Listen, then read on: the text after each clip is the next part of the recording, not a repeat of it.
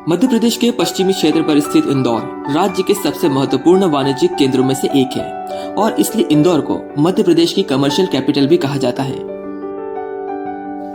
आज इंदौर जितना समृद्ध और विकासशील है, उतना ही समृद्ध इसका इतिहास भी रहा है।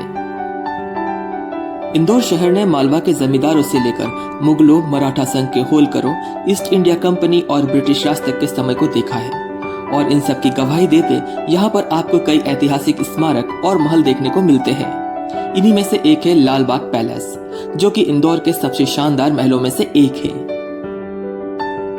तो दोस्तों, स्वागत है आप सभी का हमारे चैनल एक्सप्लोर विद अरुदेव में, और इतिहास को पन्नों को पलटते हुए आज हम जानेंगे लाल बाग पैलेस के बारे में। दोस्तों, लाल बाग पैलेस खान नदी के तट पर 3 मंजिला इमारत के रूप में खड़ी एक शानदार संरचना है। इस खूबसूरत महल का निर्माण महाराजा शिवाजी राव होलकर ने करवाया था और इस महल का उपयोग होलकर शाही परिवार द्वारा मेजबानी में किया जाता था। अगर आप यहाँ घूमने आना चाहते हैं और होलकरों और मराठा शासकों की जीवन शैली के बारे में जानना चाहते हैं, तो आप सोमवार को छोड़कर सप्ताह के अन्य दिनों में सुबह 10 बजे से शाम 5 बजे के बीच आ सकते हैं। सोमवार को इस पैलेस को बंद रखा जाता है।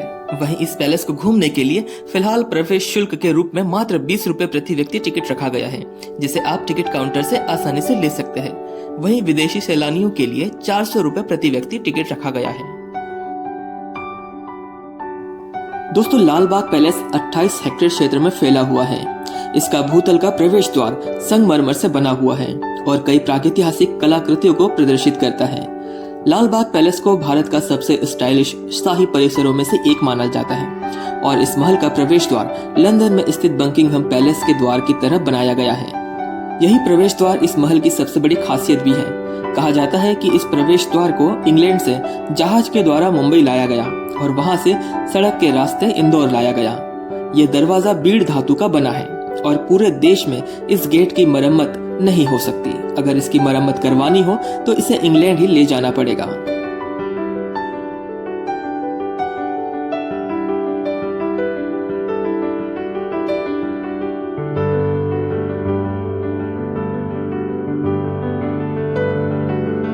इस महल के दरवाजों पर राजघराने की मुहर लगी हुई है, जिसका अर्थ है जो प्रयास करता है वही सफल होता है।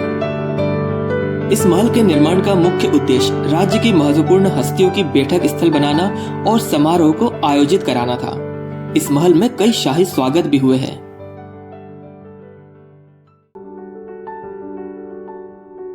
दोस्तों, इस महल से जुड़े इतिहास के बारे में जाने तो हमें पता चलेगा कि वर्तमान में 45 कमरों वाले इस महल का निर्माण 3 चरणों में हुआ। इसका निर्माण सन 1886 में महाराजा तुकोजी राव होलकर द्वितीय यानी कि शिवाजी राव होलकर के राज में प्रारंभ हुआ और महाराजा तुकोजी राव होलकर तृतीय के शासनकाल में संपन्न हुआ। इस महल के कमरों की बनावट और साज सज्जा देखते ही बनती है और कमरों की दीवारों और छतों पर सुंदर कलाकृतियां यहाँ की कला का अद्भुत नमूना पेश करती है। यहाँ पर कारीगरी में बेल्जियम के कांच, पर्शियन कालीन और इटालियन संगमरमर का खूबसूरत प्रयोग किया गया है। यहाँ की सजावट पेरिस के राजमहलों जैसी हुई थी और इस भवन निर्माण को कला की दृष्टि से काफी सराहा भी जाता है। इसकी मुख्य विशेषताओं में इसकी रोमन शैली, पेरिस के राजमहलों वाली सजावट, बेल्जियम की कांच कला, कलात्मक झाड़ फानुस, कसारा संगमरमर के स्तंभ, स्वर्णिम आभा से सजा दरबार हॉल, छतों पर बने नायाब चित्रकला के नमूने और कीमती फर्नीचरों के साथ खूबसूरत गलीचे हैं। इस महल की पहली मंजिल पर सिक्कों का विशाल संग्रह है जो प्राचीन मुस्लिम काल से संबंधित है। वहीं इस महल में कई मंदिर भी मौजूद हैं।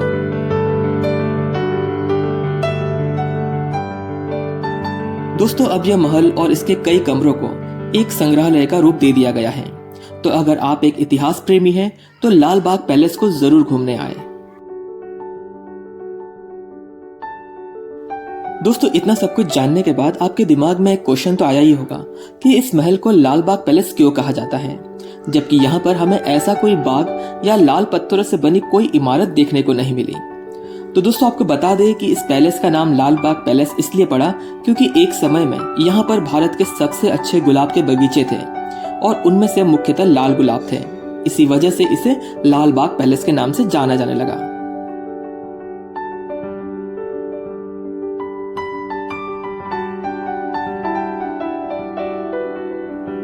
तो दोस्तों ये तो हुई इंदौर से लाल बाग पैलेस की बात। आगे भी और ऐसे ही इंफॉर्मेटिव और नॉलेजेबल वीडियो आपके लिए हम लेकर आएंगे, तो चैनल को सब्सक्राइब कर लीजिए और वीडियो पसंद आया हो तो लाइक और शेयर जरूर कीजिए।